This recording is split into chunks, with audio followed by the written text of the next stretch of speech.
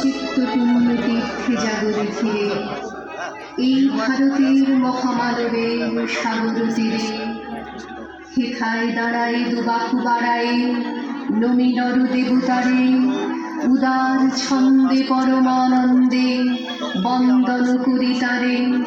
ধ্যান গম্ভীর এই যে ভূধর নদী জপমালা ধৃত প্রান্তর, হেথায় নিত্য হ্যার পবিত্র ধরিত্রীরে, এই ভারতের মহামানবের সাগর তীরে।